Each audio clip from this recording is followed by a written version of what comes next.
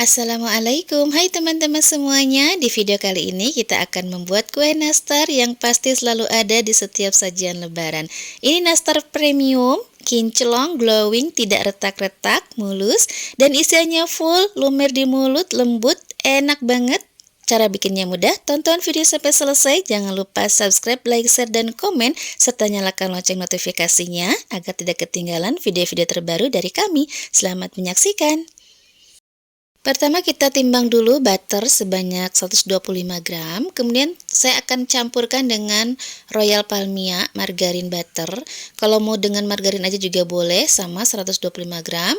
Kemudian kita akan tambahkan gula halus ini ya teman-teman. Diayak dulu karena banyak yang bergerindil. Nah kita akan mixer. Ini saya aduk-aduk dulu supaya tidak berhamburan gulanya. Ini mixernya jangan lama-lama, 1 menit aja cukup. Kalau mau pakai balon whisk aja diaduk juga boleh ya. Nah ini sebentar aja sampai tercampur merata aja ya teman-teman. Setelah itu masukkan kuning telur 3 butir. Kocok lagi sebentar aja, kurang lebih 1 menit ya. Nah seperti ini. Kalau mau diaduk aja juga boleh. Lanjut kita masukkan tepung terigu protein rendah ya. Saya pakai merek kunci biru. Ini diayak juga supaya tidak ada yang bergerindil ya teman-teman. Untuk bahan dan takarannya semua ada di kolom deskripsi ya teman-teman.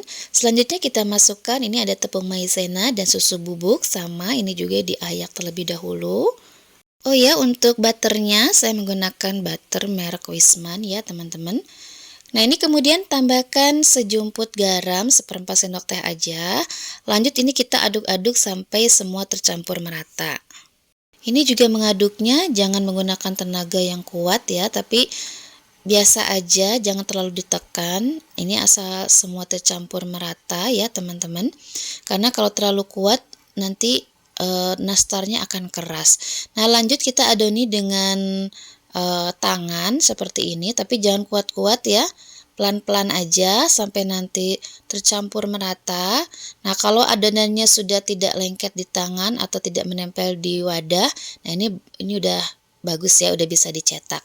Atau kalau diambil sedikit kemudian kita rounding seperti ini sudah tidak ada yang retak-retak. Nah seperti ini sudah mulus, ini sudah bisa kita cetak ya.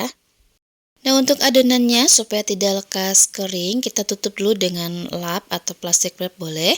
Nah ini untuk selai nanasnya saya bikin sendiri ya teman-teman. Ini rasanya enak dan wangi, berserat, manisnya juga pas, ada asam-asamnya. Ada di channel saya untuk resep selai nanasnya. Nah kita ambil adonannya, kita timbang. Ini saya gunakan 8 gram untuk satu nastar ya. Nah, sambil mencetak, membulat-bulatkan, ini kalau ada adonan yang belum dicetak, kita tutup lagi dengan plastik ya, atau lap supaya tidak kering adonannya. Lanjut kita akan mulai cetak ya, kita bulat-bulatkan dulu, ambil adonannya, kemudian dibulat-bulatkan perlahan, kemudian kita pipihkan dan kita masukkan selai nanasnya. Untuk selai nanasnya beratnya setengah dari berat adonan. Jadi kalau berat adonannya 8, selai nanasnya 4 gram. Gitu ya teman-teman rumusnya.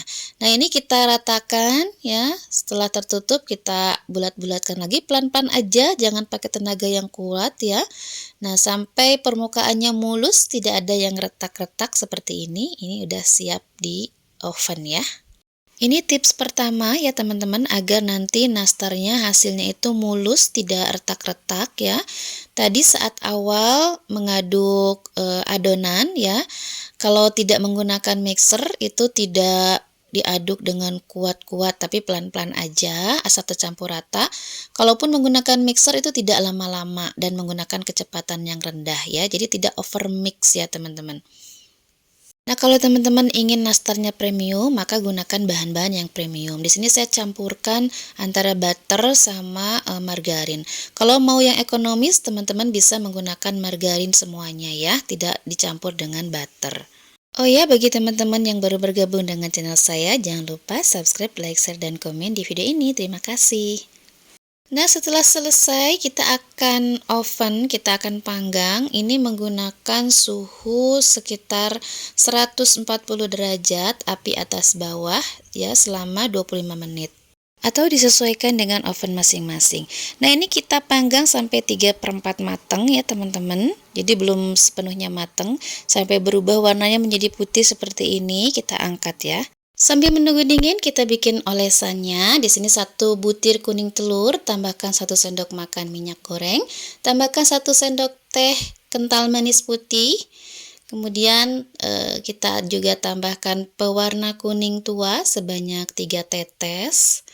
Ya, kemudian tambahkan juga pewarna orange, pewarna makanan warna orange, kurang lebih 2 tetes boleh ya.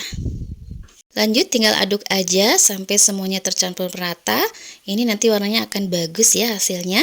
Dan setelah ini kita akan saring supaya nanti hasilnya bagus ya, mulus, tidak ada lendir yang putih telurnya yang terbawa.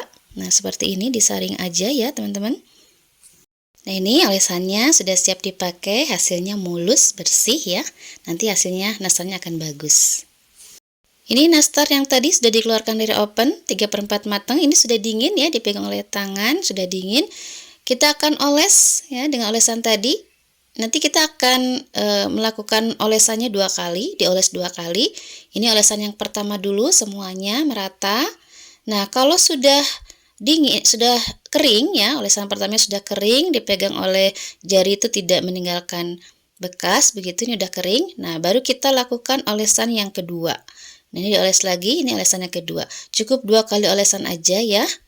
Nah, oleskan secara merata. Nah, kalau udah dioles 2 kali, lanjut aja dipanggang lagi. Nah, untuk pemanggangan yang kedua, ini tips yang kedua, dipanggang dengan suhu yang rendah. Jadi untuk memanggang kue kering itu harus suhu rendah. Ini diturunkan suhunya, kalau tadi 140, ini cukup 100 atau 110 aja selama 20 menit. Atau disesuaikan dengan oven masing-masing. Nah, ini nastar yang sudah matang teman-teman, sudah dikeluarkan dari oven, sudah matang sempurna. Lanjut, kalau setelah matang seperti ini, kita sapu dengan menggunakan kuas yang bersih dan kering atau menggunakan tisu juga boleh supaya hasilnya kinclong glowing seperti ini, mulus tidak retak-retak. Teman-teman bisa lihat matangnya juga sempurna ya.